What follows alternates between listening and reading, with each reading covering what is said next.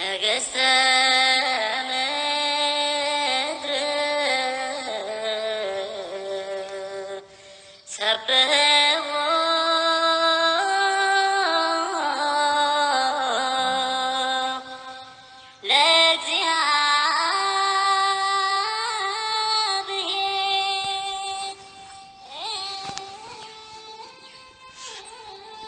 በስመ አብ ወወልድ ወመንፈስ ቅዱስ አሃዱ አምላክ አሜን።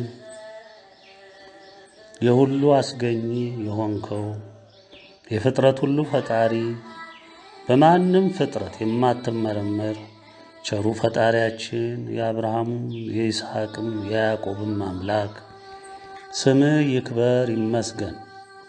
እንደማያቋርጥ ጅረት ምስጋና ምድርንም ሰማይንም ሞልቶ ላንተ ይፍሰስ። የአብርሃሙ ሥላሴ ለፈጠርከ የሰው ልጅ ያለህን ፍቅር ባለማቋረጥ በዘመን ሁሉ ፍሰት ስትገልጽ፣ ስታስተምር፣ ስታንጽ ማንም ላልደረሰበት የዘላለም ደስታና ክብር እኛን የታመንብህን ልጆችን ልታበቃ የደከምክልን አምላካችን ከዘላለም እስከ ዘላለም ክብር ተመስገን። ምስጋና ምድርንም ሰማይንም ሞልቶ እንደማያቋርጥ ጅረት ውሃ ላንተ ይፍሰስ። ቸሩ መድኃኔ ዓለም ጌታችን መድኃኒታችን አዳኛችን አባታችን አምላካችን ከኃጢአት ባርነት ከዘላለም ሞት ነፃ ያወጣሃን ስምህ የተመሰገነ የተባረከ ይሁን። ከዘላለም እስከ ዘላለም እንደማያቋርጥ ጅረት ዘወትር ምስጋና ላንተ ይፍሰስ።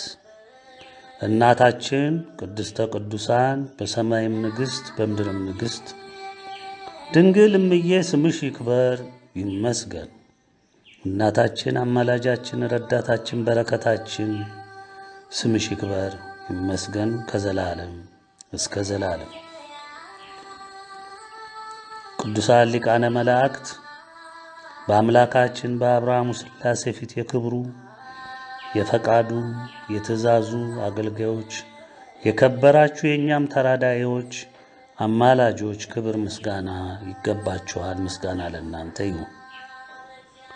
ቅዱሳን ሰማዕታት አባቶቻችን እናቶቻችን በእግዚአብሔር ፊት በእምነታችሁ በጽናታችሁ የከበራችሁ የብዙ ባለ ቃል ኪዳን ባለቤት የሆናችሁ በምልጃችሁ በፍቅራችሁ ከእግዚአብሔር ፊት ቀርባችሁ ምሕረትን በረከትን የምታስገኙልን አባቶቻችን እናቶቻችን ስማችሁ ይክበር ይመስገን አሜን።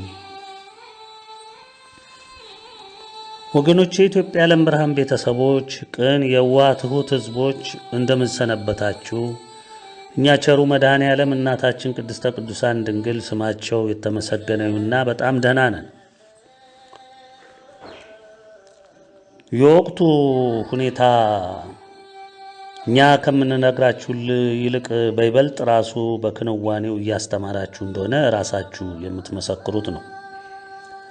ፈጥነን ዛሬ ወደ ትምህርቱም ወደ እግዚአብሔር ውሳኔም የመጣውን ነገር ለመግለጽ ቶሎ ተመልሰን መጥተናል። ይህም ሁኔታዎች ግድ ስላሉን ነው። የዛሬው መግለጫችን ትምህርትን የምንመለከትበት ነው። በእርግጥ ከጊዜው መክፋት ከትውልዱም መጥፋት አለመስማት ምክንያት ዘመኑን በመልካምነት ከእግዚአብሔር ጋር በመታረቅ ንስሐ በመግባት ከጠፉበት መመለስ ቢኖር ኖሮ ትውልዱ ዘመኑን በመልካምነት የዋጀ በረከትን፣ ምሕረትን፣ ሰላምን ከአብርሃሙ ሥላሴ የጨበጠ በሆነ ነበር። ይህ ግን ሊሆን አልቻለም። እርግጥ ነው እኛ ስላልነው አይደለም። የምታዩትን የምትመሰክሩ እናንተ እውነትን ያነገሳችሁ ተዋህዶን ያከበራችሁ በጣት የተቆጠራችሁ የእግዚአብሔር ሕዝቦች ቅን የዋህ ትሑት የኢትዮጵያ ዓለም ብርሃን ቤተሰቦች የሆነችም ናችሁ። ዛሬ በትምህርታችን አጠር እያደረግን የተለያዩ ርዕሶችን እንመለከታለን። በእነሱም አንዳንድ እውነቶችን ትጨብጣላችሁ ብለንም እናስባለን። ከትምህርታችን ማጠቃለያ ላይ አንድ ውሳኔ እንነግራችኋለን። ውሳኔው ይህ ትምህርት ሲዘጋጅ የመጣ የአብርሃሙ ሥላሴ ውሳኔ ነው። ትሰሙት ዘንድ እንገልጽላችኋለን። ቅድሚያ እስቲ ወደ ትምህርታችን ስንገባ ደግመን ዛሬም ዓለምም የኛው የጠፋ ትውልድም ሊረዳው ሊቀበለው ያልቻለውን ነገር ግን በእግዚአብሔር የተወደደውን ቃል እሱም ኢትዮጵያዊነትን ብንመለከተው መልካም ነው። ስለ ኢትዮጵያዊነት በትምህርታችን ደጋግመን እንዳነሳን ሁላችሁም የምታስታውሱት ነው። እግዚአብሔር ኢትዮጵያን ያከበረበት፣ የወደደበት፣ የተከለበት ምርጫ ያደረገበትን ምክንያት በመጠኑ ቀደም በነበሩ መግለጫዎቻችን፣ ትምህርቶቻችን ውስጥ ሁሉ ነግረናችኋል። በዋናነት በኢትዮጵያዊነት ውስጥ ዘመንን እየዋጁ ያለፉ የቀደሙ አባቶቻችን በነበራቸው እውነትን ያነገሰ ከልብም የመነጨ የአምላካቸው ፍቅር፣ የአብርሃሙ ሥላሴ ፍቅር በእምነታቸው ጽናትም በእግዚአብሔር በጥልቅ እንዲወደዱ የሆነበት ምስጢር ነው። ዛሬ ለዓለሙ ሁሉ ሊረዳው ያልቻለ ቅዠት የሆነበት ምክንያቱ ደግሞ እግዚአብሔርንና ፈቃዱን ትእዛዙን አምኖ ለመኖር ያልወደደ ትውልድ ስለሆነ ነው። እግዚአብሔር ተዋህዶ እምነትን፣ ኢትዮጵያዊነትን የቃል ኪዳኑ ምልክት ያደረጋትን አረንጓዴ፣ ቢጫ፣ ቀዩን ሰንደቅን ለያይቶ አልተመለከተም፣ ለያይቶም አላስቀመጠም። አንዱ አንዱን እንዲመግብ የምስጢር ቋት እንዲሆኑ አደረገ። በአንድነት በውድነት ተመለከተ እንጂ ስለ ቃል ኪዳኑ ሰንደቁን፣ ስለ ሀገርነት፣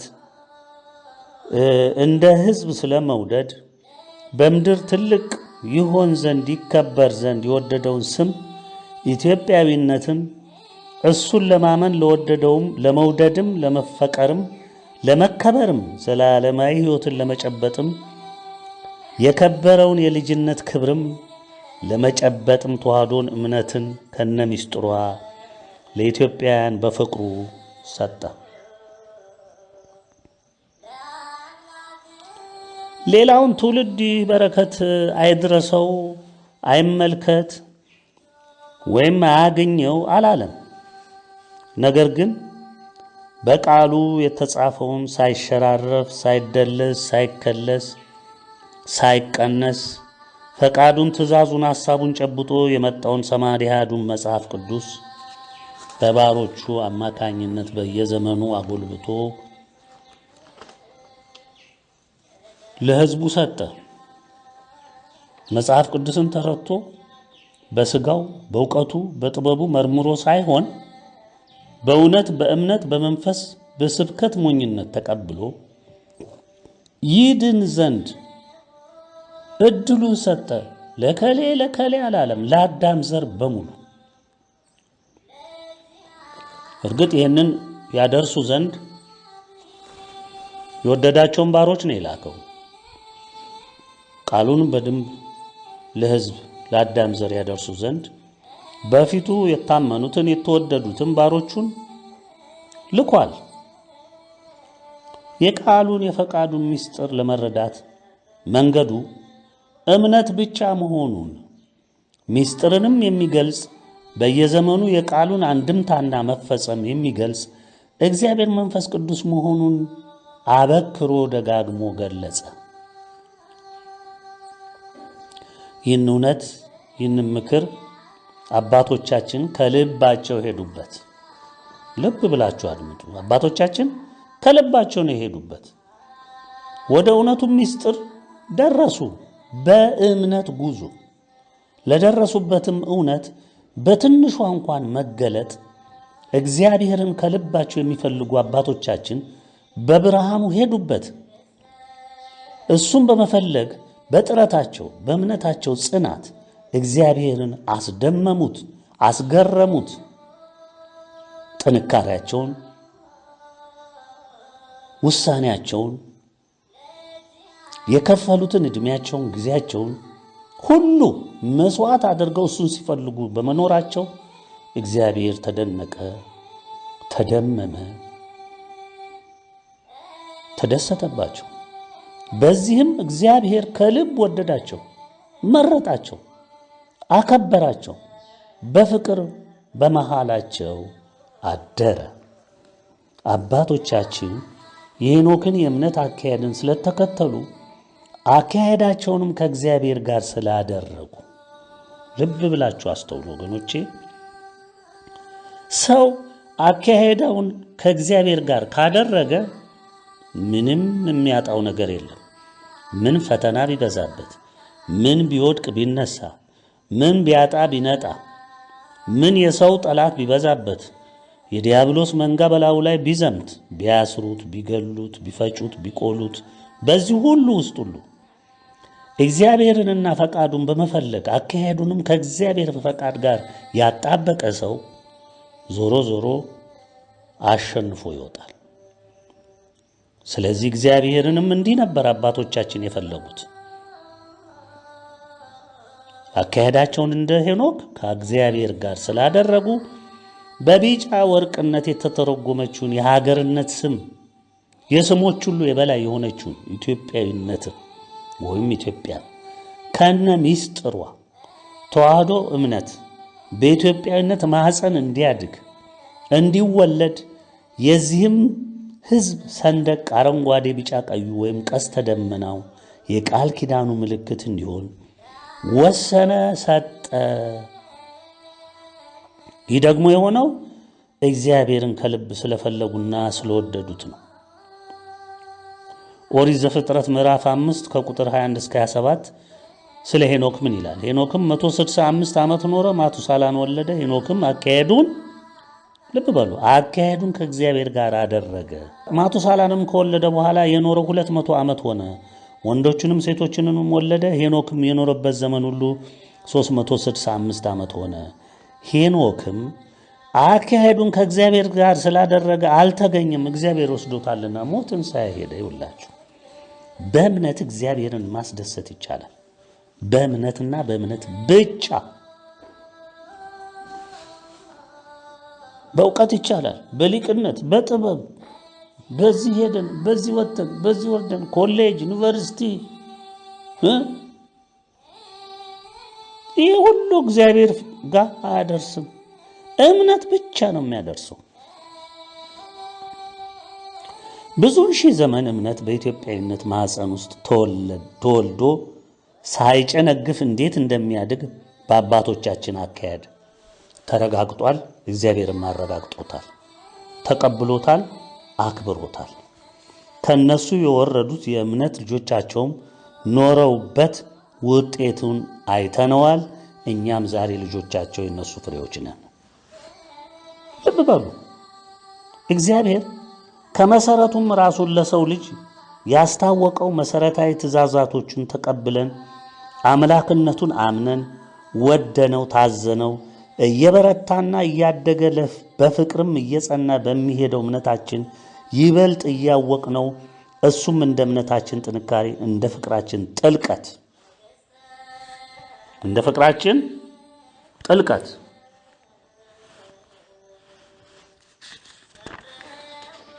የተሰወረውን እውነት እየገለጸ ማንነቱን የአምላክነቱን ታላቅነት በልባችን እየተከለ ፍጹማን ተወዳጅ ልጆቹ ያደርገናል። ይህን ደግሞ በአባቶቻችንም በቅርብም በርቀትም በነበሩት ሁሉ በተግባር አሳይቶናል። ይህን ያደርጋል እንጂ ዛሬ እንደምንሰማው እንደምናየው በእውቀት ብዛት፣ በምርምር ብዛት፣ በብዙ መጽሐፍትን በማገላበጥ ብዛት፣ በማያልቅ ሳይንሳዊ ትንተናና ምርምር ብዛት ስለ እግዚአብሔር ማወቅም መቅረብም አይቻልም። ዘመኑን እዩት።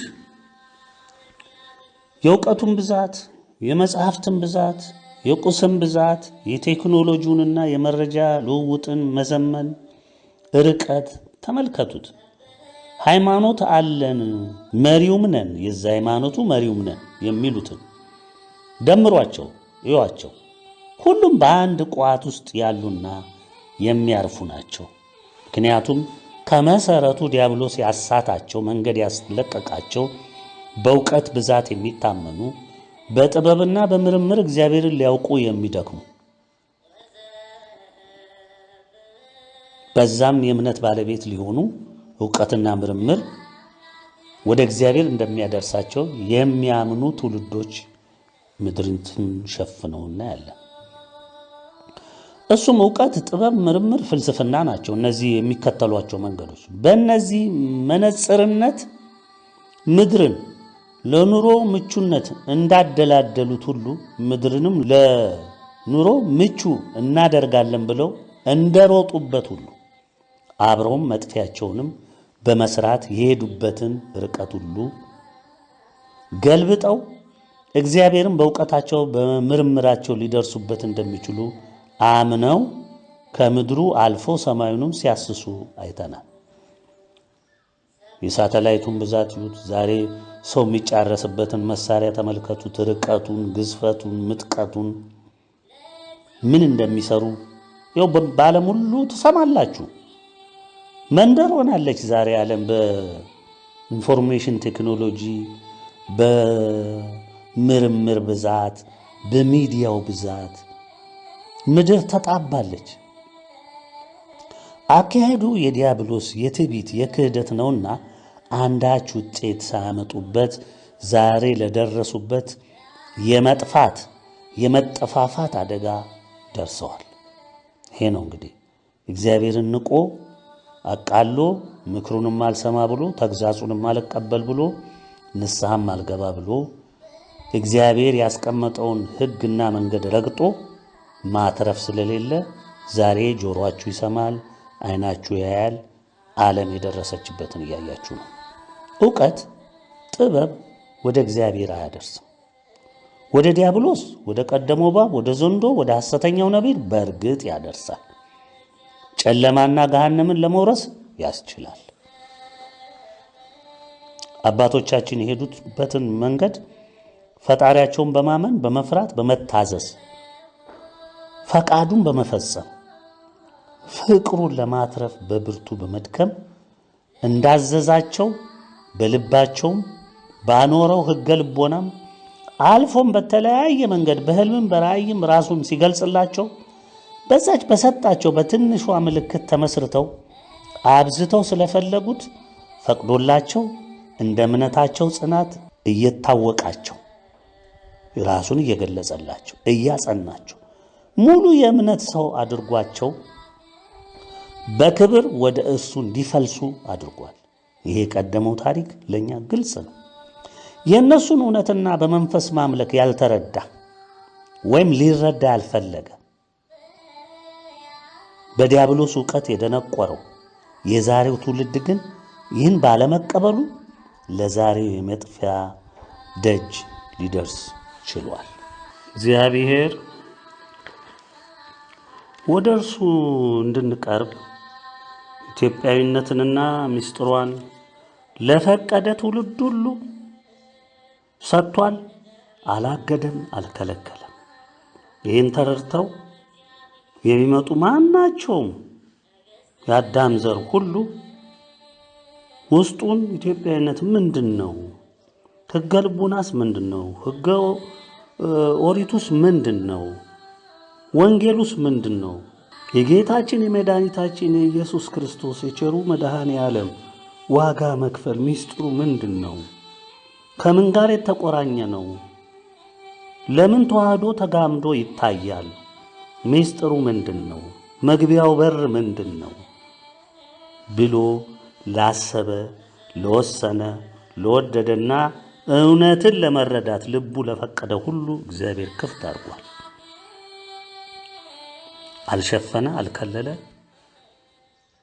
ዛሬ የምትሰሙትን ከመልእክት 1 ጀምሮ እስከ መልእክት 10 ድረስ በብዛት ቁጥር የሌለው መግለጫ ትምህርት ይህን ሁሉ ለ19 ዓመት ሳንታክት ወደ እናንተ ስናደርስ ይኖር ነው። የእግዚአብሔርን እውነት ወደ እናንተ ለማስረጽ አይደለም እንዴ? ፈቃዱን ለመግለጽ አይደለም እንዴ? ከመሰረት የነበረውን እውነት ለእናንተ ለማድረስ አይደለም እንዴ?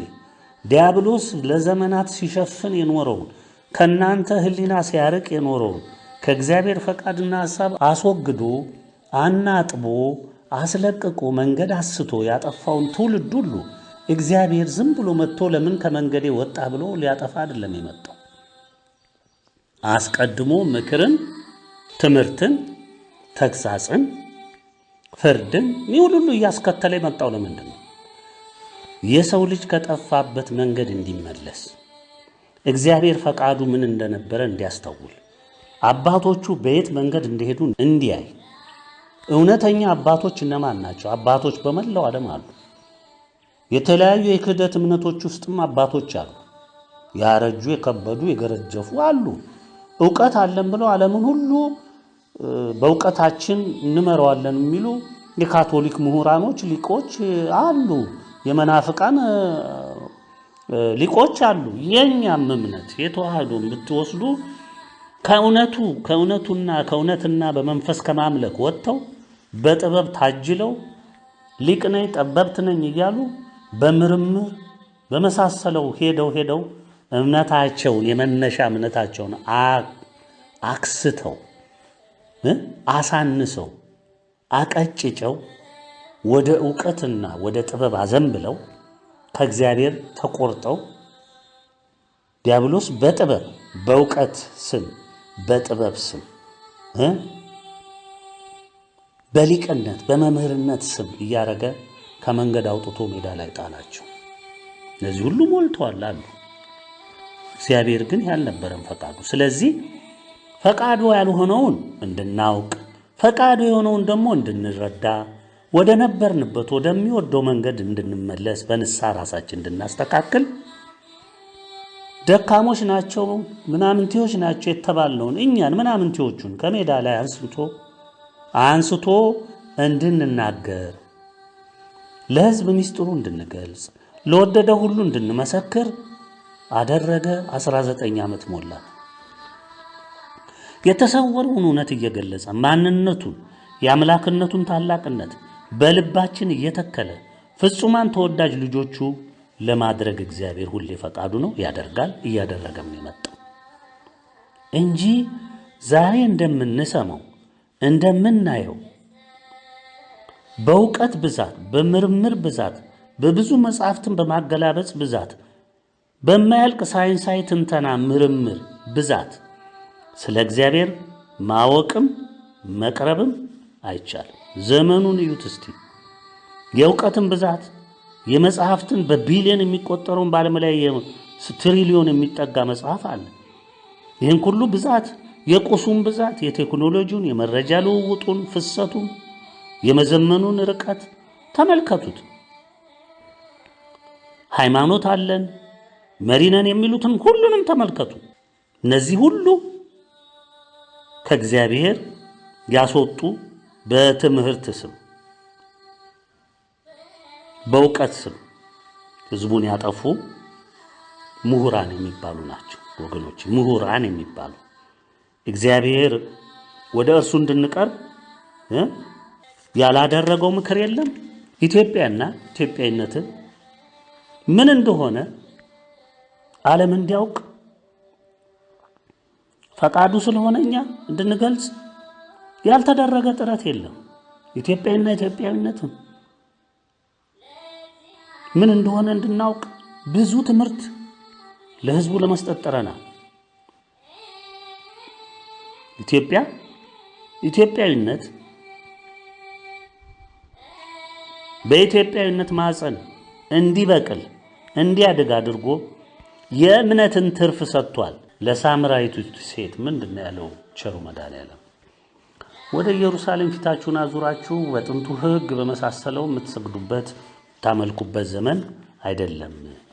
አሁን እንሆ በእውነትና በመንፈስ በእምነት የምታመልኩበት ጊዜ መጥቷል ብሎ ይህንን ኃይለ ቃል ለሳምራዊቷ ሴት እውነትን ሲያስጨብጥ ተናግሯል።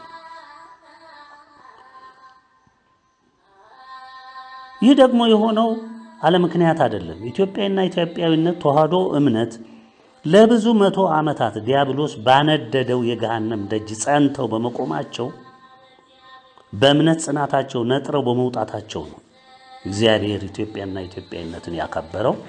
ሚስጥሩንም በዛ ውስጥ እንዲሸፈን በእምነት ለፈለገ ግን እንዲገለጥ የፈቀደው በዚህ ነው።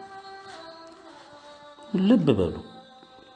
እግዚአብሔርን በአንደበትህ እየሸነገልክ በድፍረትም በትዕቢትም እየተራመድክ አውቄሃለሁ ልትለው አትችልም። ከመነሻውም እግዚአብሔርን እንዲያውቅ የተወደደ ሰው ራሱ እግዚአብሔር እየኮተኮተ እያስተማረ እያነጸ በታላላቅ ፈተናዎች ውስጥም እያሳለፈ አምላክነቱን በልቡ እየተከለ የእምነቱን መሰረት እያነጸ ያሳድገዋል። ሲወድቅ እያነሳ፣ ሲሰበር እየጠገነ፣ ሲሰደድ አብሮት እየተሰደደ፣ ሲራብ እየመገበ፣ በበረታ ዳገት ሲወጣ ከፊቱ ሆኖ በሚልክለት መልአክ እያበረታ እየደገፈ ሊማር የሚገባውን እያስተማረ ፈቃዱን እያሳወቀው ጽናትን፣ ትዕግስትን፣ ፍቅርን ከሁሉም በላይ ደግሞ እምነትን እንዲያጸና በሱ ተስፋንም እንዲያደርግ እያደረገ እንደ ሰው ከመንቀሳቀስና እርባና ከሌለው የጥፋት መንገድ የጨለማ መንገድ ለይቶ የብርሃንን መንገድ እንዲጨብጥ እያደረገ ሙሉ ሰው ያደርገዋል። ይሄ እንግዲህ ልቡ ለፈቀደ ማለት ነው። ልብ በሉ። አባቶቻችን እንዲህ ስለሆኑ ነው፣ ስላደመጡት ነው፣ ባስተማራቸው ስለሄዱ ነው፣ በወደቁበት ሲደግፋቸው፣ ባጡበት ሲያበረታቸው፣ ሲሰጣቸው፣ ሲባርካቸው፣ ሲጎዱ እየጠገነ፣ ሲታመሙ እየፈወሰ፣ በውጣ ውረድ ውስጥ ሁሉ አጽንቶ ስላቆማቸው የስሞች ሁሉ ስም የሆነውን ኢትዮጵያዊነት አላበሳቸው። ሚስጥርንም እዛ ውስጥ አደረገ። የወደዳቸው የእነሱን ቃል ኪዳን ትሩፋት ሁሉ ለማግኘት እድለኛ ሆነ። እግዚአብሔር በወደድከው ልክ፣ በታዘዝከው ልክ፣ ባመንከው ልክ ጸንተ ስትቆም በዛም ጽናትህ ምድርትን እንኳን ለቀ ብትሄድ ትውልድህን ይባርካል። እስከ 1000 ትውልድ ባርካለሁ የሚል እግዚአብሔር የታመነ ነው። ትውልድህን ይባርካል።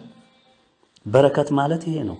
እውነትን እየገለጸ እኛ ልጆቻቸው የአባቶቻችን ልጆች እውነትን እንድናውቅ ያደረገን በእነሱ ድካም በእነሱ ልፋት እግዚአብሔር ትውልዱን ለማዳን ስለፈቀደ እኛ ምጣደር ስለደረሰልን ይሄን ልታውቁት ይገባል። አስተውሉ። እግዚአብሔርን ለማወቅ በኮሌጅ፣ በዩኒቨርሲቲ፣ በውጭ ሀገር ባሉ እምነት መሰል የፍልስፍና ተቋም አታገኙትም። በዚያም መንገድ ሄዳችሁ ወደ እርሱ አትደርሱ። ዛሬ እንደተመለከታችሁት ሊቃውንቶች አያደርሷችሁ። በሊቃውንቶች፣ በመምህሮች፣ በዲያቆኖች ብቻ ተምረህ እኔን ታውቃለህ አላለንም።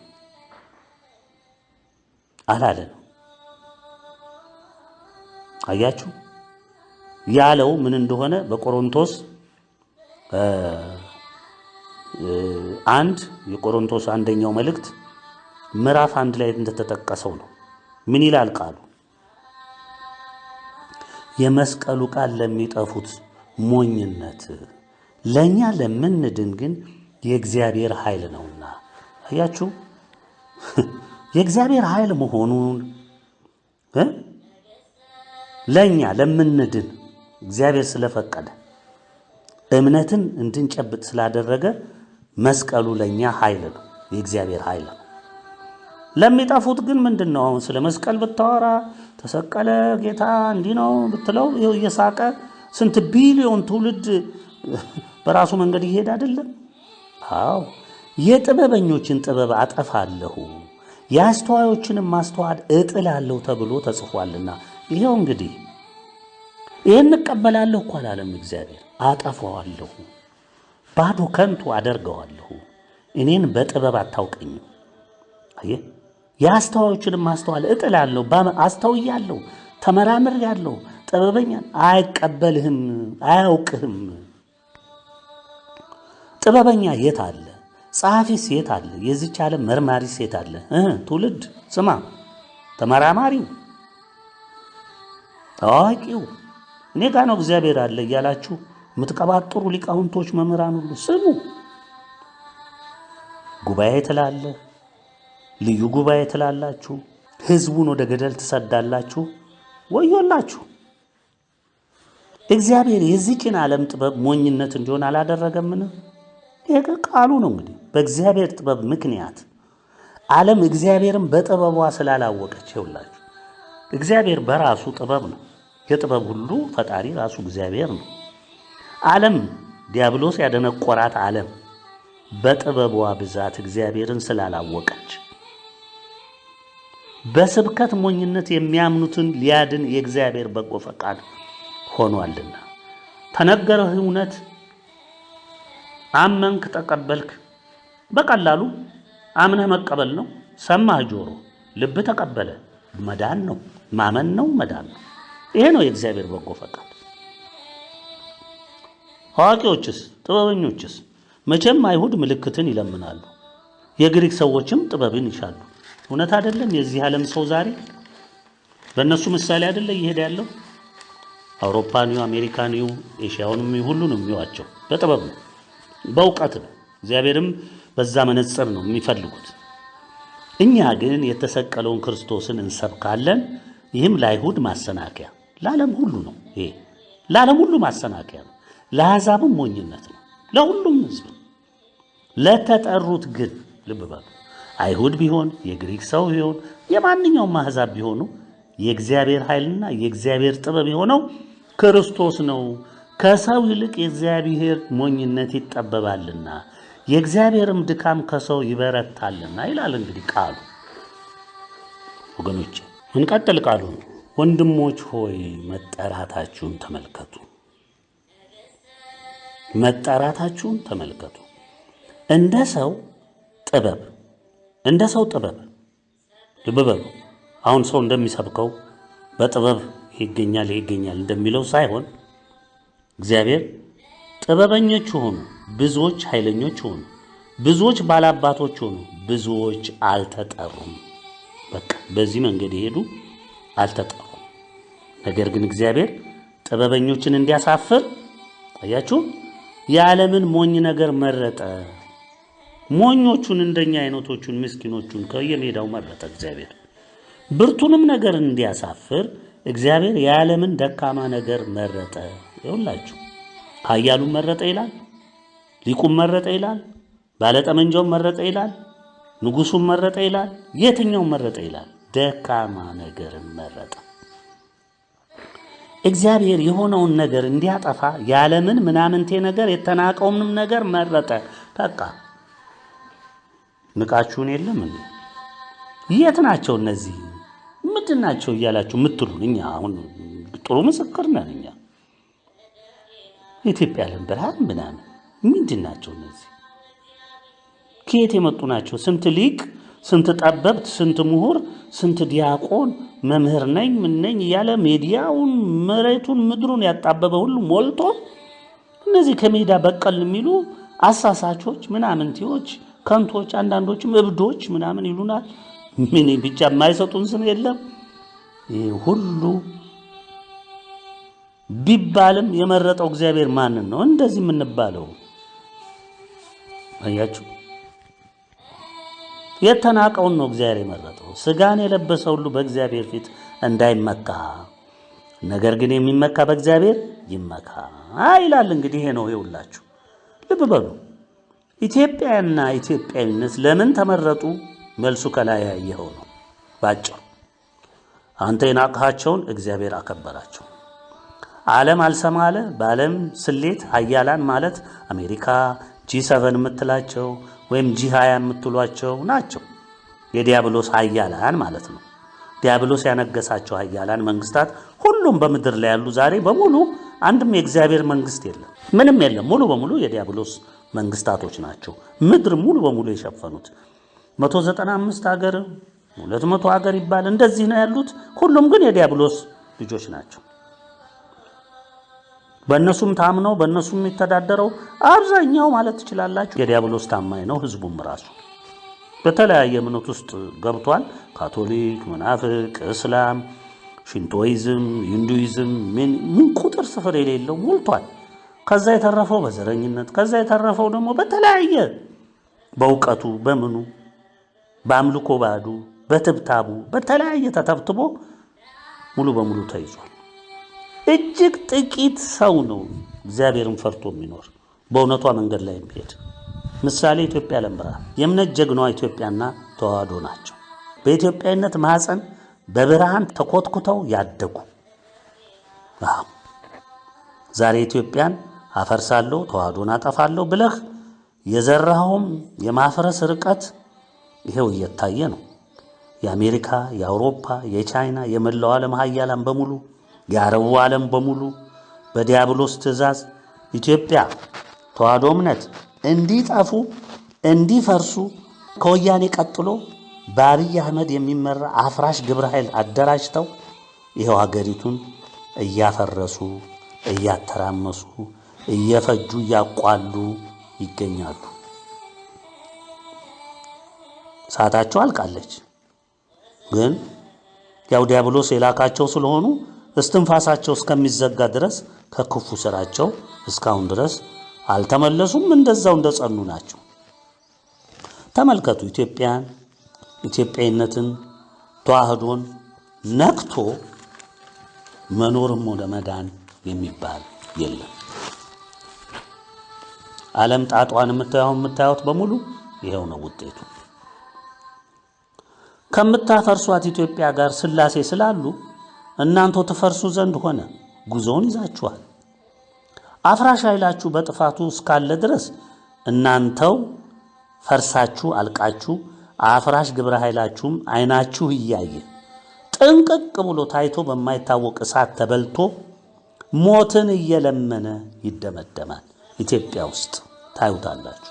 መዝሙር 73 74 በቅንፍ ውስጥ ከ13 እስከ 15 ምን ይላል? እግዚአብሔር ግን ከዓለም አስቀድሞ ንጉሥ ነው፣ በምድር መካከል መድኃኒትን አደረገ። መድኃኒት ማን ናት? ኢትዮጵያ። ለረከሰው ለጠፋው በሽተኛና የዲያብሎስ ተጠዋሪ ለሆንከው ማርከሻዋ ኢትዮጵያዊና ኢትዮጵያዊነት ነው። አንተ ባህርን በኃይልህ አጸናሃት። አንተ የእባቦችን ራስ በውሃ ውስጥ ሰበርህ። ልብ በሉ። በመላው ዓለም ያለህ የዲያብሎስ ልጅ የቀደመው እባብ ልጅ ትሰበራለህ፣ ትጠፋለህ። ይሄ ቃሉ ነው። አንተ ባህርን በኃይል አጸናሃት፣ አንተ የእባቦችን ራስ በውሃ ውስጥ ሰበርህ ይላል ቃሉ። አንተም የዘንዶውን ራሶች ቀጠቀጥህ። ትቀጠቅጣቸዋለህ፣ ታጠፋቸዋለህ ማለት ነው።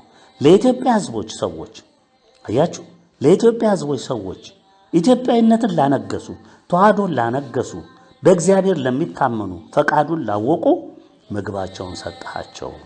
በእናንተ ሞት መጥፋት ኢትዮጵያ ኢትዮጵያዊነት አሸንፋ ሰላሟን አግኝታ በትንሣኤው ትነግሳለች። አንተ ምንጮችንና ፈሳሾችን ሰነጠቅ። አንተ ሁልጊዜ የሚፈሱትን ወንዞች አደረቅህ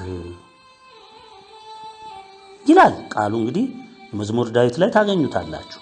እንግዲህ ወገኖቼ ኢትዮጵያዊነት፣ ኢትዮጵያ ተዋህዶ እምነት የተዋሃዱ የተጋመዱ የማይነጣጠሉ የተቃወማቸውን የሚደመስሱ የሚያጠፉ የእግዚአብሔር ጣቶች ወይም እጆች ናቸው። እነዚህን ኃይለ ቃሎች አቃልሃል፣ ንቀሃል፣ አልተቀበልክም። በእነሱ መስፈሪያነት ተለክተህ ትደመሰሳለህ። ኃይለ ቃሎቹን ዛሬም ስማ፣ ዕጣህን የሚወስኑ ናቸውና። ኢትዮጵያ የሥላሴ የክብራቸው መገለጫና መመስገኛ ምድር፣ ኢትዮጵያ ርስተ ድንግል ማርያም፣ ኢትዮጵያ ዓለም ብርሃን፣ ኢትዮጵያ ዓለም ገዥ። ይህንን ተቀብልሃል? አልተቀበልክም። ታውቀዋለህ? አታውቀውም። ንቀዋል አይደል? አሁን ይህንን እውነት ትሰማለህ ብለን እኛ ትሰማለህ ብለን አይደለም የምንናገረው። ነገር ግን የተፈረደብህ በምን ምክንያት እንደሆነ እንድታውቅ ብቻ ነው። ርዕሱ ረጅም ነው። ወደፊት እድሉ ካለ እንመለስበታለን። ሌሎቹም ተጓዳኝ ርዕሶች ለዛሬ አዘጋጅተን ነበር ወገኖቼ። ነገር ግን በመግቢያው እንደጠቀስኩላችሁ ውሳኔውን ለመግለጽ አዘግይተን ነበር። ወደ ኋላ ድጋሚ ትእዛዝ በዚህ ዝግጅትና በዚህ ቀረጻ መሃል ስለመጣብን ድጋሚ ትእዛዝ መጣብን። እንግዲህ ትምህርቱን ወደ ማጠፉ ሄደናል። ወደፊት እግዚአብሔር ከፈቀደ ትምህርቱን እንቀጥላለን። ግን ጊዜ ያለቀ ይመስላል። ውሳኔውም ከበድ ያለ ነው። እስከዛሬ ከሰማነው እንግዲህ የከበደ ነው። ብዙ ጊዜ እንደነገርናችሁ እኛ እግዚአብሔር የወሰነውን ነገር እየገለጽን አንዳንዴ ልባችን ውስጥ እግዚአብሔር የተከለው ፍቅር ነውና ሕዝብ እንዲድን እያልን ውሳኔ እየጣስን በትዕግስት አሁንም ተመለሱ፣ አሁንም ኑ ንስሐ ግቡ እያልን ጮት አብዝተን ነበረ። በጣም ብዙ ጊዜ የዘጋነውን እየከፈትን ራሳችንም እየተገሰጽንበት ብዙ ዋጋ እየከፈልንበት እዚህ ሰዓት ደርሰናል። ዛሬ ግን ይሄ የለም። ብርቱና እጅግ ከባድ ውሳኔ ነው። ብዙውን ጊዜ ዓለም በፍርድ መያዟን ተናገረ። ምልክቶቹም እንደ መልእክቱ እየተፈጸሙ ነው። ግን ትውልዱ አስተዋለ? ሰማ? አልሰማም። እኛ በተደጋጋሚ ስለ እምነት መርከባችን ገልጸናል። እንደ ኖህ ለንስሐ ጠርተናል። ብዙውን ጊዜ የተዘጋውን በር ቃላችንን በማጠፍ ደጋግመን ተመለሱ ብለናል፣ ኑ ግቡ ብለናል። ዛሬም አላርም ብሎን ጮህን። ጭራሽ ንቀትና ፌዝ ነገሰ። እንግዲህ ስማ አዳም ዘር፣ ዛሬ ከጸባዖት በወጣው ውሳኔ መሰረት ከአብርሃሙ ሥላሴ በተሰጠ ጥብቅ ውሳኔና ትእዛዝ መሰረት እኛም ይችን ውሳኔና ትእዛዝ አንዲች ብለን እማናልፋት እናንተ ቀይ መስመር እንደምትሉት የሆነ ነው። ውሳኔና ትእዛዙን መሰረት አድርገን ይኸው እንገልጽላችኋለን። ዓለም ሰምታም አይታም ወደማታውቀው ፍጹም መጠረግ፣ በእሳት ወላፈን መበላት፣ መውደም፣ መክሰም ትሄድ ዘንድ የመጨረሻው መለከት ተነፍቷል። በቃ ስም አዳም ዘር፣ የመጨረሻው መለከት ተነፍቷል። እስካሁን በጠራነው ጥሪ በተዋህዶ ቤተክርስቲያንም ውስጥም ውጭም ያላችሁ በተለይ ረጅም ዕድሜ ለተዋህዶ እምነታችሁ የከፈላችሁ አዛውንቶች፣ እናቶች፣ ጎልማሶች እባካችሁ ፈጥናችሁ ወስኑ። በንስሐ ከሚጠረጉት መሃል ውጡ። ንስሐን ተጠቀሙ። ቶሎ ውጡ። በንስሐ ፈጥናችሁ ወደ እግዚአብሔር ውደቁ። ፍጠኑ። በቃ እስከ ሐምሌ 7 ቀን 2017 ዓመተ ምህረት ድረስ ብቻ ደግሜ እለዋለሁ፣ እስከ ሐምሌ 7 ቀን 2017 ዓመተ ምህረት ድረስ ብቻ እድል አላችሁ። ከዛች ዕለት በኋላ የኢትዮጵያ ዓለም ብርሃናዊ መንግስት ዓለምን ከአምላኩ እስኪረከብ ድረስ ከአብርሃሙ ሥላሴ ከቸሩ መድኃኔ ዓለም ከእናታችን ከድንግል እስኪረከብ ድረስና አዲስ ትእዛዝ ተረጋግጦ እስከተሰጠው ድረስ ሁሉ ነገር የተዘጋ ሆኖ ወደ ቅጣቱ ወደ መፈጸሙ ጉዞ እንዲቀጥል ተወስኗል፣ አብቅቷል። የኢትዮጵያ ዓለም ብርሃናዊ መንግስት የኢትዮጵያ ዓለም ብርሃን ቤተሰቦቹን በቅፉ ያሉትን እውነተኞቹን በቅንነትም በየዋህነትም በትሑትነትም ያሉትን ሁሉ በሩቅም ቢሆን በቅርብ በባታቸውም ያሉትን በመንፈስ አንድነት በኢትዮጵያ ዓለም ብርሃን መርከብ ውስጥ እንዲሳተፉ እንዲገቡ እንዲሳፈሩ ስለተደረገ ከሐምሌ 7 2017 ዓ.ም በኋላ የእምነት መርከቢቱ ሙሉ በሙሉ በውስጥም እንዲሁም በአብርሃሙ ሥላሴ ከውጭም እንድትዘጋ የሚያደርግ መሆኑን በብርቱ እያሳወቅን እስከ ሐምሌ 7 2017 ያለው ጊዜ ወርቃማ በእውነትም ሾልኮ አመለጡ የሚባል አባባል ሰርቷል ለማለት ይቻላል። በእውነትም የመጨረሻ እስትንፋስ ሰው አጠራቅሞ አይደለም። መጨረሻ ማራቶን የሚሮጥ ሰው አይታችሁ ነው። የመጨረሻ እስትንፋሱን ስቦ ነው የችን የመጨረሻዋን 42 ኪሎ ሜትር ሊጨርስ ትንሽ ሲቀረው ያለ የሌለ እስትንፋሱን ስቦ ነው የሚያመልጠው እና የሚገባው። ልክ እንደዛ ያለውን የመጨረሻ እስትንፋስ ስባችሁ የምታመልጡበት ወቅት መሆኑን በብርቱ እናረጋግጣለን። በቃ ለቤተሰቦቻችን የኢትዮጵያ ዓለም ብርሃን ቤተሰቦች፣ ቅን የዋህ ትሑት ህዝቦች አስፈላጊውን ሁሉ እንድታደርጉ ቀደም ተነግሯቸዋል። ይሄ እናንተም ሰምታችኋል። የቀራችሁ ካለ በጊዜ ባለችው ቀን ውስጥ አጠናቁ። ይሄ ቀረ የምትሉትን ነገር አጠናቁ። በውጭ ያላችሁ ቤተሰቦቻችን ፈጥናችሁ ለመወሰን እንዲመቻችሁ ወደ ድንግልም ወደ መድኃኔዓለምም ጠይቁ። ምን እንወስን፣ ምን እናድርግ፣ እዚህ እንቆይ፣ እንሂድ፣ ሁሉንም ከእግዚአብሔር ጋር ምከሩ። አንድ ሱባኤ ውሰዱ። ቶሎ ብላችሁ ይህንን ነገር አቅርቡ። እግዚአብሔር መልስ ይሰጣችኋል። በተመከራችሁት መንገድ እንደተለመደው በእምነት እርምጃ ውሰዱ። ቆዩ ከተባላችሁ መቆየት፣ ውጡ ከተባላችሁ ደግሞ መውጣት ይሆናል። ከሐምሌ 7 2017 ዓመተ ምህረት በኋላ ከኢትዮጵያ ዓለም ብርሃን የሚተላለፍ የንስሐ ግቡ ጥሪ እንደማይኖር ዛሬን እያረጋገጥን፣ ትምህርት ቢኖር ሁኔታው ከፈቀደ ብቻ ይሆናል። መገናኛው ዘዴ እስካለ ድረስ ማለት ነው። ትምህርት እስካለ ቀዳዳ ቤተሰቦቻችንን ለማጽናናት፣ ለመምከር፣ ለምስጋናም ለሁሉም ትምህርቱን እንሰጣለን እና ንስሐ ግባ እና ተመለስ ብለን ግን የምናስተላልፈው የለም። ከተዘጋ በኋላ መርከቡ ከተዘጋ በኋላ ሁሉ ነገር ካበቃ በኋላ ሙሴ ውስጥ ሞቴ የግብፅን ሕዝብ ሲጠርግ ሙሴ እኮ እግዚአብሔርን በሩን ዘግቶ ያመሰግን ነበር፣ የቂጣ በዓሉን ያከብር ነበር። እኛም ከዛ የተለየ ነገር የምናደርግ የለም። ከሐምሌ 7 2017 በኋላ የሚሆነው ሁሉ በመልእክት 9 እንደተረጋገጠው እና እንደተገለጸው አዋጁ ሙሉ በሙሉ በስራ ላይ ይውላል። ሙሉ በሙሉ በስራ ላይ ይውላል። ልብ ብላ አድምጡ። ሙሉ በሙሉ በስራ ላይ አዋጁ ይውላል። በመልእክት 9 የተጠቀሰው ኢትዮጵያ ቀድማ ነፃ መውጣት ስላለባት በኢትዮጵያ ላይ የሚወሰደው እርምጃ እጅግ የበረታና አስጨናቂና ምህረት የለሽ ጠረጋ ይሆናል። የዚህንም መንግስት ፍጻሜ ያው በዓይናችን እናየዋለን። ከእንግዲህ ወዲያ እየተጎማለሉ መኖር የለም።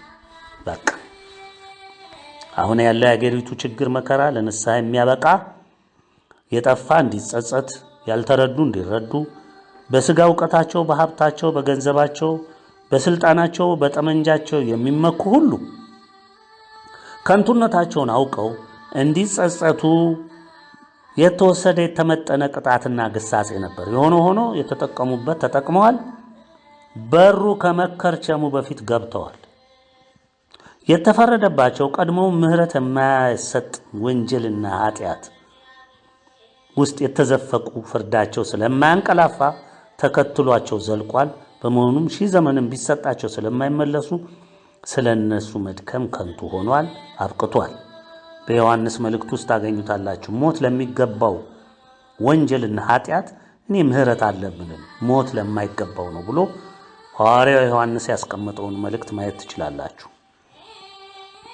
በመሆኑም ከሐምሌ 7 2017 በኋላ በየትኛውም ቀንና ሰዓት እግዚአብሔር ባወቀው እንደ መልእክቶቹ አገላለጽ ቁጣው ይፈሳል፣ አዋጁ ተፈጻሚ ይሆናል፣ የታሰበው እስከሚፈጸም ይቀጥላል።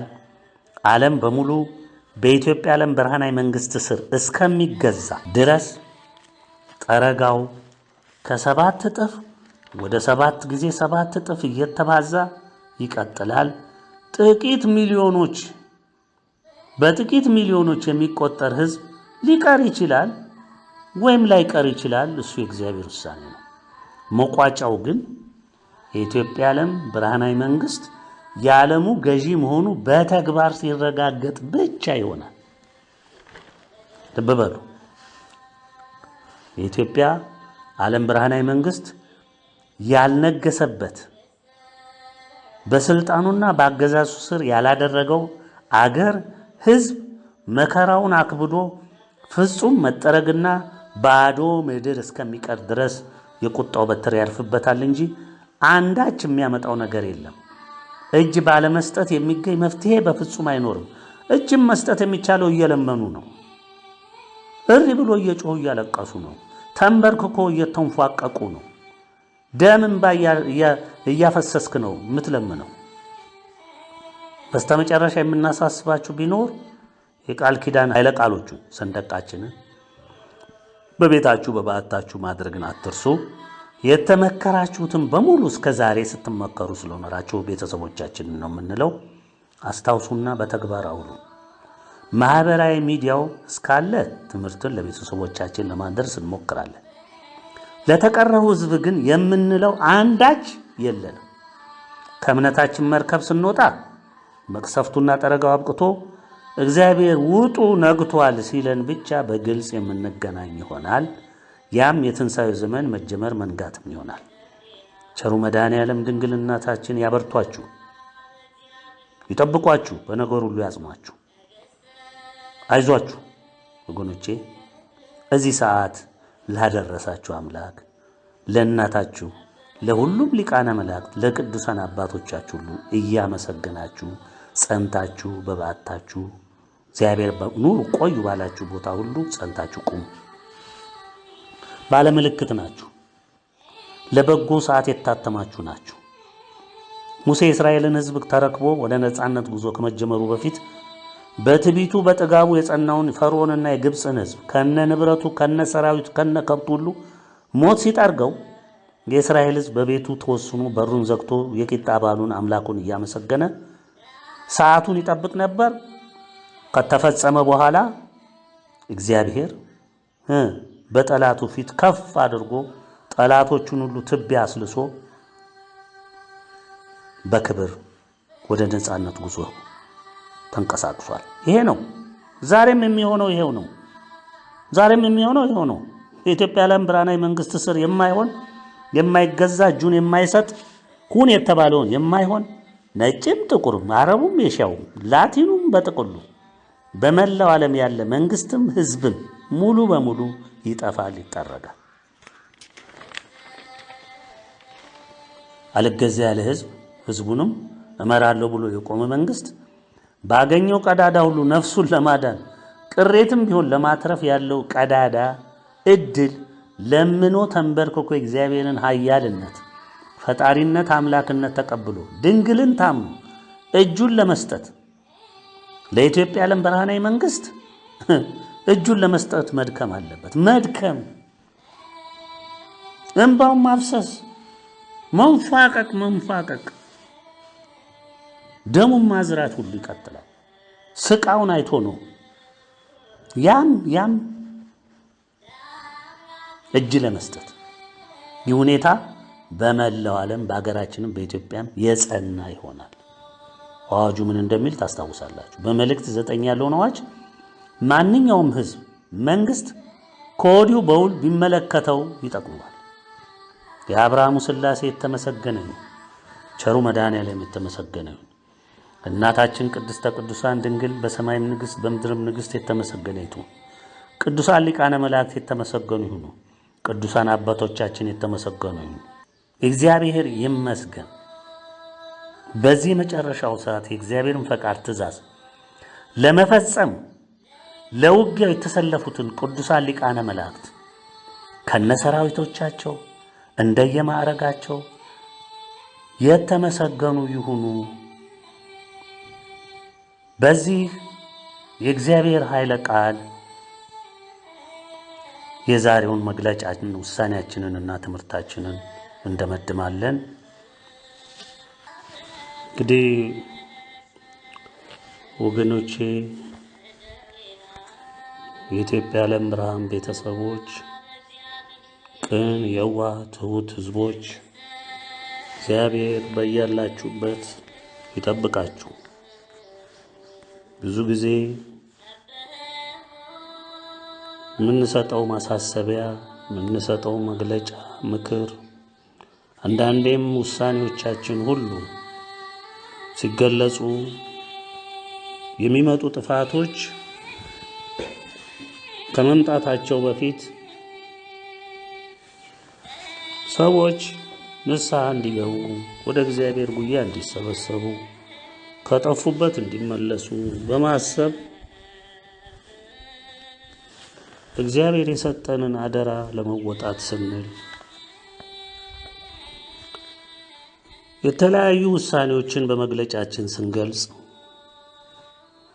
አንዳንዴም ከጊዜ ቀደብ ተነግሮ የመነሻው ከጥፋት በፊት ከዚህ ቀን በኋላ ችግር ነው የሚመጣው፣ ቶሎ ንስሐ ግቡ ብለን እንናገራለን። ያ የሚመጣ ችግር ደግሞ መልኩ ምን ይሁን በምን መልክ ይከሰትኛ አናውቅም፣ ማስተላለፍ እንጂ። በዛ ጊዜ ውስጥ ደግሞ ሰዎች ንስሐ ገብተው ራሳቸውን ከእግዚአብሔር እንዲያስታርቁ የምንጥርበት ሰዓት ነበረ። ንስሐ በገቡ ዘንድ በመልካም በሚጓዙ መሃል ደግሞ ይህ ቃል በተደጋጋሚ ሲነገር ጊዜውን በተስፋ ለሚጠብቁ ሰዎች ብዙ ጊዜ ፈታኝ እየሆነ ለሕሊናቸው እንደሚቆም ግልጽ ነው። የሆነ ሆኖ ቅን፣ የዋህ፣ ትሑት የሆናችሁ ሕዝቦች፣ እውነተኛ የእግዚአብሔር ቤተሰቦች፣ የድንግል ልጆች ሲልብ ብላችሁ ይዩት። እናንተ ወደ መልካሙ ዘመን ለመሻገር ባለ ተስፋ ናችሁ። እግዚአብሔር በሰጣችሁ ተስፋ በተናገረው ነገር አምናችሁ ንስሐ ገብታችሁ ራሳችሁንም ቤተሰባችሁንም የምትወዱትን ሁሉ ለማዳን ትችሉ ዘንድ ጥራችሁ ግራችሁ በእግዚአብሔር ፊት እንባችሁን አፍስሳችሁ ንስሐ ገብታችሁ ተዘጋጅታችሁ የምትጠብቁ ናችሁ። ይህ መልካም ነው። እስቲ የሚወድቀውን ሕዝብ አስቡት፣ የሚቀረውን ሕዝብ አስቡት። እንደ ኃላፊነት ስሜት እግዚአብሔር እንደሰጣችሁ ኃላፊነት እዛ የሚጠፉ ሕዝቦች ምንም የሚጠፉ ቢሆኑ እንደኛው ሰው ናቸው። ባጠገባችሁ እስቲ ግምት ውሰዱ። እንደናንተ የማያምኑ ነገር ግን አንዳንድ ጊዜ አብረዋቸው የሚሄዱ ሕዝቦች ይኖራሉ። የምታውቋቸው፣ የምትግባቧቸው፣ የምታስቧቸው አሉ። እነዛም ሊጠፉ ነው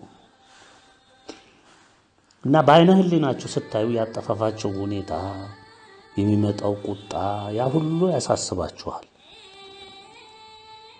ሰው ናችሁና በልባችሁ እግዚአብሔር የተከለባችሁ እምነት፣ ያያችሁ እምነት፣ ተስፋ፣ ፍቅር ስለሆነ ያ ፍቅር ግድ እያላችሁ ምን አለ ቢድኑ ትመክራላችሁ፣ ትጥራላችሁ፣ ብዙ ነገር ትሞክራላችሁ፣ አይሰሟችሁ። እንዳልኳችሁ እኛ ብዙ ጊዜ ቃልን ወደ መሰብሰብ መልሰን በር ወደ መክፈት እባካችሁን ወደ ማለት ወደ ልመና የምንሸጋገረው ይህ ሁኔታ እያሳሰበን፣ ይህ ሁኔታ ልባችን ውስጥ እየተነሳ ሲያስቸግረን ነው። አጠፋፋቸውን ስለምናውቀው እግዚአብሔር በዝርዝር የነገረንን ሁሉ ስላየነው ያ በጣም አስደንጋጭ ስለሆነ ምን አለ ደግሞ አንድ እንኳ ሁለት ተወሰነ ነፍስ እንኳ ቢድን እስቲ ቀዳዳው ይከፈት እያልን ብዙ ጊዜ መክረን ዘክረን እግዚአብሔርን እንደገና ይቅርታ ጠይቀን እንዳይቆጣ ምሕረትን ጠይቀን ልክ አብርሃም ሲከራከር ታስታውሱ እንደሆነ እግዚአብሔር በቃ ሶዶምን እጎበኛለሁ እጅግ ጥፋቷ ሰማይ ደርሷል ክፉ ነው ብሎ ሊሄድ ሲል ሄዶ ምንድን ነው ያደረገው? በቃ ወስኗል እግዚአብሔር ያችን ሶዶም ሊያጠፋ ነው። አብርሃም ምንድን ነው ያደረገው ወገኖቼ? ወደ አምላኩ ወደቀና አንድም ጠይቀዋለኝ አምላኬ ሆይ ስማኝ አለ። እግዚአብሔር ከመጓዙ ቆመና ባሪያውን በጣም ይወደው ስለነበረ እሺ ብሎ ይሰማው ጀመረ። አትቆጣኝና ይቅርታ አድርግልኝና ብሎ እየወደቀ 50 ጻድቅ ቢኖር አብረህ ታጠፋለህ? አላጠፋም። አንድ ጊዜ እንግዲህ ጀመርኩ እንደው አንተን መከራከር 40 ቢኖር 40 ቢኖር እኔ አላጠፋም አምላኬ እባክህ ይቅርታ አድርግልኝ ብሎ እንደገና ይወድቅና 30 ቢኖር 30 ቢኖር አላጠፋም። እንዲህ እያለ 5 ጋር ደረሰና አምላኬ እንግዲህ መጨረሻ እንዴ ልናል 5 እንኳን ጻድቅ ቢኖር አትምርም? 5 ጻድቅ ካለ ምራለሁ። አያችሁ አብርሃም ለምንድን ነው እንዴት ተከራከረው? ለምንድን ነው? እግዚአብሔር ሳያውቅ ቀርቶ ነው? ሳይረዳ ቀርቶ ነው? አይደለም። እግዚአብሔር ግን እያንዳንዱ ሰው ልቡን ያውቀዋል። አብርሃም በመረዳቱ ልክ የሰው ልብ አያውቅም። እንደ ሰው ግን ሰዎችን ሲያይ ያፈቅራል፣ ይወዳል። ይሄ አምላኩ በልቡ የተከለለት በየዋህ ልቡ ያጸናለት የፍቅር ልብ ነው። ስለዚህ እግዚአብሔርን ተከራከረ፣ እባክህ እያለ ለመነ። እኛ ደጋግመን በር የከፈትነው ከዚህ የአብርሃም ስሜት ተነስተን እንጂ ሰው ይድንልን ዘንድ ነው እንጂ እግዚአብሔርን እንዳስከፉት ህዝቦች እኛም ሳይከፋን ቀርቶን አይደለም። ስለዚህ በተደጋጋሚ በር እየከፈትን ስንዘጋ፣ ለንስሐ ስንጠራ ይሄ ሁሉ ቤተሰቦቻችንን ሁሉ ያስከፋበት ሁኔታ ነው ያለው። በጣም በእምነታቸው የተረዱንና ረጅም ጊዜ ወስደው የእግዚአብሔርን ፍቅር ጥልቀት የተረዱት ሊገባቸው ይችላል። ገና ደግሞ በጅምር ላይ ያሉት የዋህ ቅን የሆኑ ህዝቦች ለምን ይሄንን ይላል ለምን እንዲህ ይላሉ እያሉ ቅር ሊላቸው ይችላል። ግን ወደፊት ሲሄዱ ሲረዱት ይሄ ምስጢር ይገባቸዋል። ለማንኛውም ግን ወገኖቼ ይሄ ያሁኑ የመጨረሻ ነው። ከእንግዲህ የሚከፈት ነገር በእኛ ዘንድ የለም። ከዚህ በኋላ ኑ እንደገና ንስሐ ግቡ ብለን የምንጠራበት መንገድም ቀዳዳም ሐሳብም እቅድም የለም። ይሄ በእግዚአብሔር የተዘጋ ሆኗል። መርከቢቷን ከውስጥ ዝጉ በቃ ተብለን ታዘናል። ልክ እኛ ዘግተንን እንዳበቃን ሐምሌ 7 የኛ ያበቃል። የእግዚአብሔርም እንደዛው ተከትሎ ልክ ለኖህ እንዳደረገው ከውጭ ይዘጋል። ከዛች ቀን በኋላ የኛ ድምጽ ወገኖቼ አሁንም ደግሜ ነው የምናግራችሁ፣ የኛ ድምጽ ንስሐ ግቡ ተብሎ የሚጣራ ድምጽ አሰሙ። ቀዳዳም ካለ የምትሰሙት እናንተ ቤተሰቦቻችንን ለማጠንከር አብረን ለማመስገን እንማር ዘንድ የሚገባንን ለመማር ስተታችንን አንዳንድ ምን ስተት ውስጥ እንዳንገባ ራሳችን እንድንጠብቅ ለመምከር የመሳሰለውን እናካሄዳለን እንጂ የንስሐ ግቡ ጥሪ ለየትኛውም ከቤተሰባችን ውጪ ለሆነ ለማንኛውም ሰው ኑ ንስሐ ግቡ፣ ኑ ተሰብሰቡ፣ ኑ እንደገና ወደ እምነት መርከብ ግቡ፣ ይሄ የለም የለም የለም። አበቃ ወገኖቼ አበቃ። አሁንም ደግሜ ይሄንን ያነሳሁት ልብ ብላችሁ ቁም ነገሩን እንድትጨብጡ ብዬ ነው። ወደ ቃሉ እንሂድ። በቃሉ ነው እንግዲህ የምንደመድመው ብለናል። ኦሪት ዘዳግም ምዕራፍ 11 ከቁጥር 8 ጀምረን እንዲህ የሚልን ኃይለ ቃል እናገኛለን። እንግዲህ ይላል እንድትጠነክሩ ተወርሷትም ዘንድ ወደምትሻገሩባት ምድር እንድትገቡ እንድትወርሷትም እግዚአብሔርም ለእነርሱና ለዘራቸው ይሰጣት ዘንድ በማለላቸው ወተትና ማርም በምታፈሰው ምድር ዕድሜያችሁ እንዲረዝም ዛሬ ለእናንተ የማዘውን ትእዛዝ ሁሉ ጠብቁ። አያችሁ እንግዲህ ደጁ ደርሰናል። ወደ እምነት መርከብም ተካተናል። ሊዘጋ ነው። የቀረችው 2 ሳምንት 3 ሳምንት አትሆንም። ከዛ በኋላ ዝግ ነው። በምድሪቱ ላይ ከፍተኛ ቁጣ፣ ከፍተኛ መቅሰፍት፣ ከፍተኛ ጥፋት ይፈሳል። እግዚአብሔር እንደ ቃሉ ሁሉን ነገር ያደርግና ለተረፉት ህዝቦቹ ቃል ለገባላቸው ህዝቦቹ ለትንሣኤው ላሰባቸው ህዝቦቹ እግዚአብሔር ምድሪቱን ያስረክብና ወደዛች ወደ ማርም ወተትም ወደምታፈሰው ምድር እንዲገቡ ያደርጋል። ስለዚህ ይሄ ቃል በእናንተ ልብ ውስጥ ጸንቶ ሊቆም ይገባል። ትወርሷት ዘንድ የምትገባባት ምድር በአትክልት ስፍራ እንደሚዘሩ ዘርህን እንደዘራህባት በእግርህም እንዳጠጣሃት እንደወጣህባት እንደ ግብፅ ምድር አይደለችም። ነገር ግን ትወርሷት ዘንድ ተሻግራችሁ የምትገቡባት ምድር ኮረብታና ሸለቆ ያለባት አገር ናት። በሰማይ ዝናብ ውሃ ትረካለች። አምላክህ እግዚአብሔር የሚጎበኛት አገር ናት። ይሄ ነው ትልቁ ነጥብ ወገኖቼ። አምላክህ እግዚአብሔር የሚጎበኛት አገር ናት። ከዓመቱ መጀመሪያ እስከ ዓመቱ መጨረሻ ድረስ የአምላክህ እግዚአብሔር ዓይን ሁል ጊዜ በእርሷ ላይ ነው። ይሄ ነው በትንሣኤው ዘመን የሚሆነው። አድምጣችኋል ወገኖች? አዎ ይሄ ነው የሚሆነው። ሁሌ የምትጎበኝ ምድር ናት። የትንሣኤው ዘመን ማለት ያ ነው። አያችሁ? ሁል ጊዜ በእርሷ ላይ ነው የእግዚአብሔር ዓይን። ሁል ጊዜ የእግዚአብሔር ዓይን ሁል ጊዜ በእርሷ ላይ ነው፣ በፍቅር በበረከት። ይሄ ቀረሽ የሚባል ነገር የለም። በትንሣኤው ዘመን ወገኖቼ የእግዚአብሔር ቤተሰቦች እንኳን ተናግረው ገና በልባቸው ሲያስቡ መልስ ነው የሚመጣው። ይህን ደግሞ በመልእክታቶች ሁሉ ደጋግመን ነግረናቸዋል።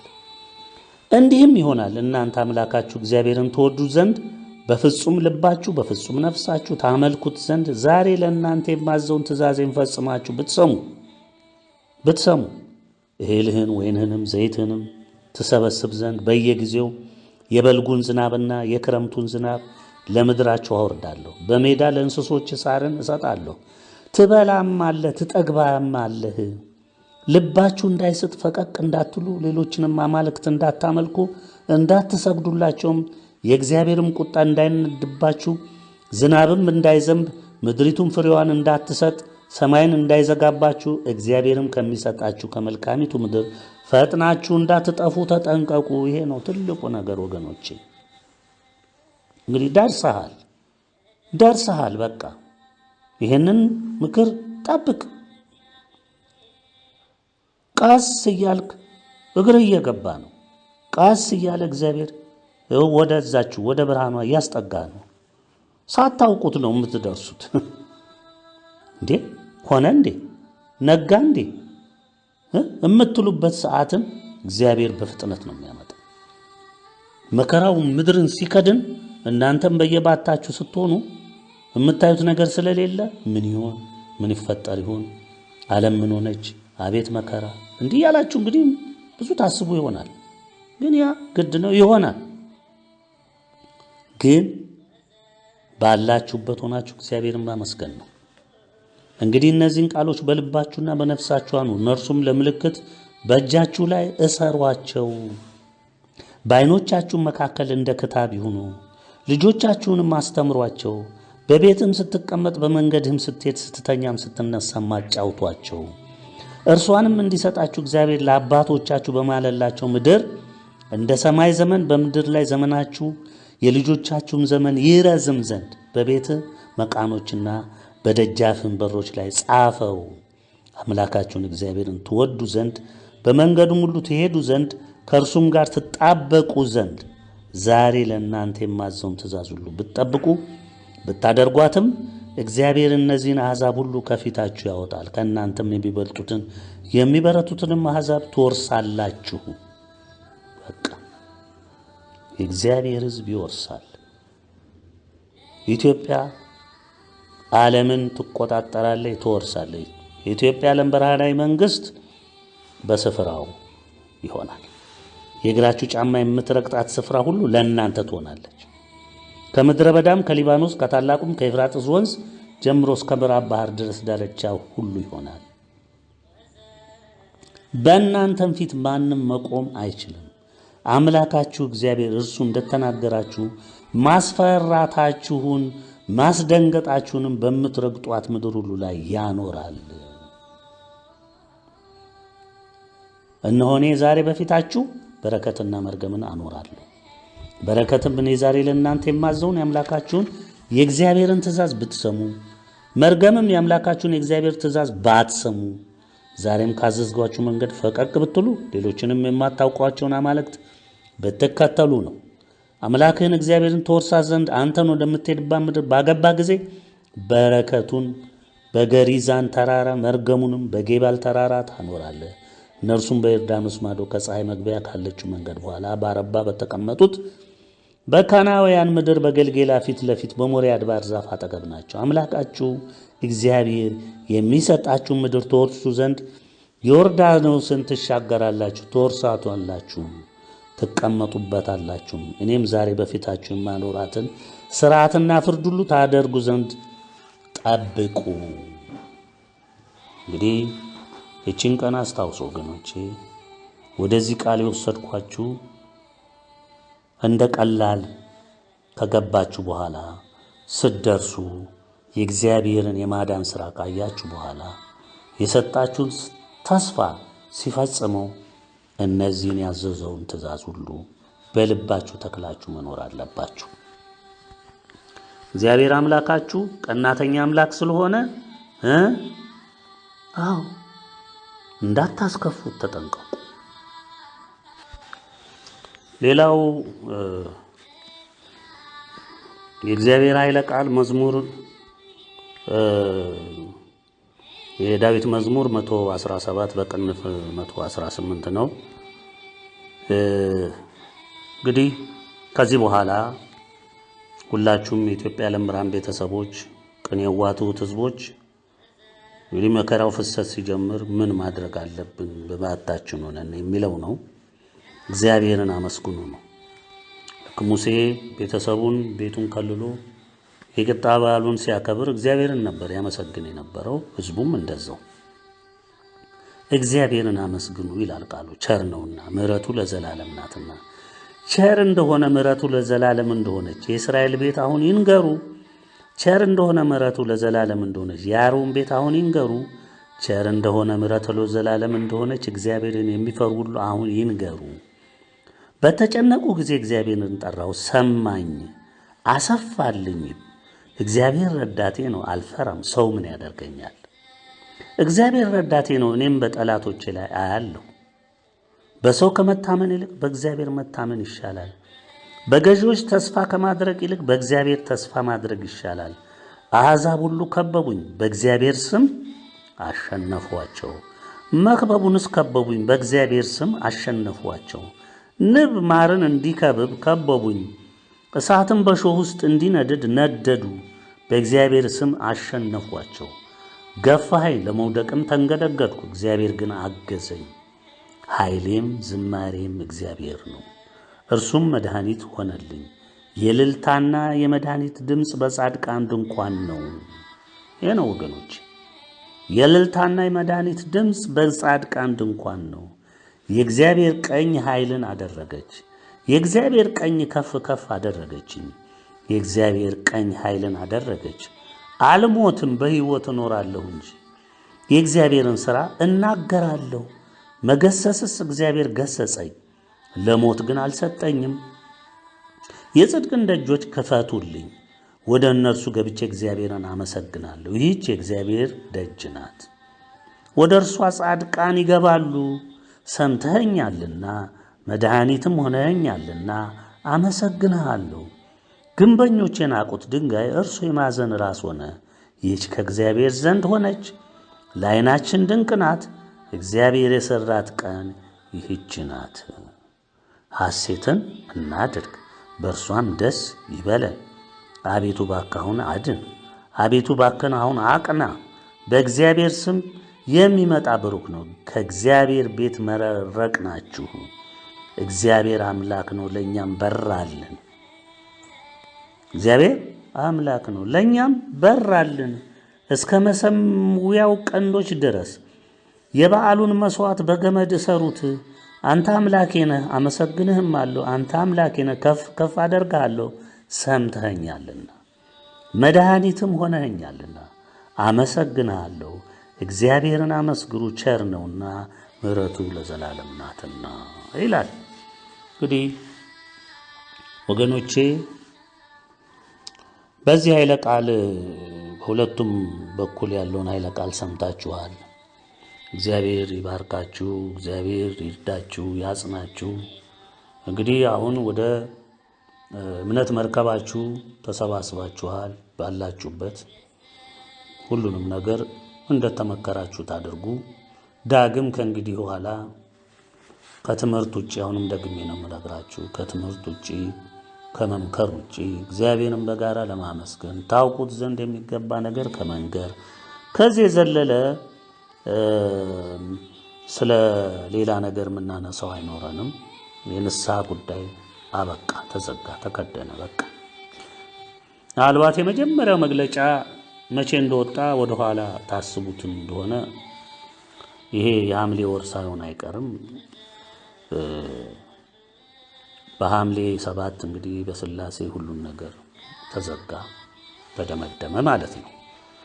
የሚከፈተው እንግዲህ እግዚአብሔር በፈቀደ ሰዓት ነው። እኛም ከእምነት መርከባችን የምንወጣው ኑ ውጡ ልጆቼ፣ በቃ ነጋ።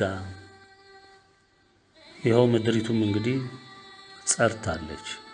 ወደዚህ ወደ ብርሃኑ ውጡ ብሎ ሲል ያኔ ነው እንግዲህ ሁሉን ነገር በብርሃን ሆነን የምናየው። እግዚአብሔርንም እየቦረቅን የምናመሰግነው ያኔ ይሆናል።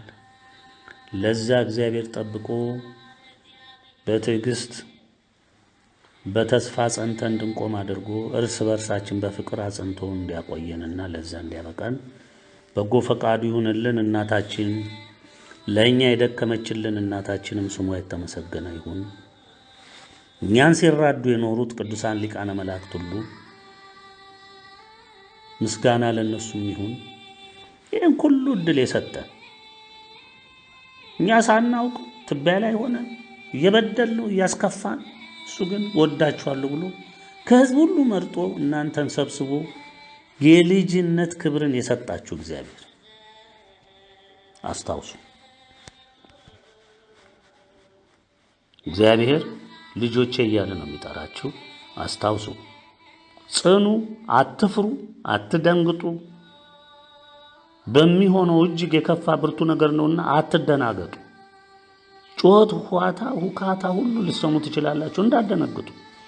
የሚሆነው ነው የሚሆነው። እግዚአብሔር ይባርካችሁ። እንግዲህ ስለሰማችሁኝ አመሰግናችኋለሁ። አሜን።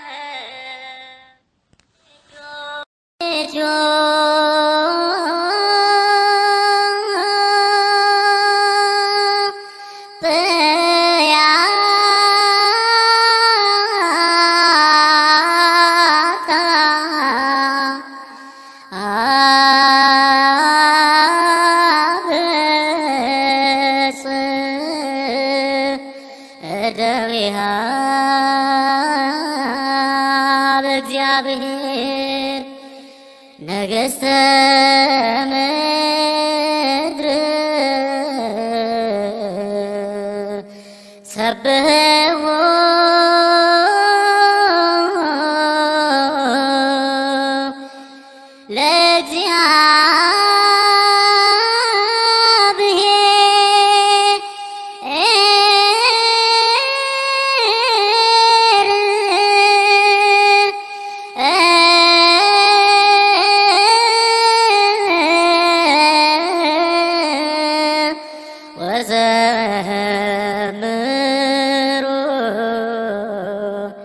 ለአምላክህ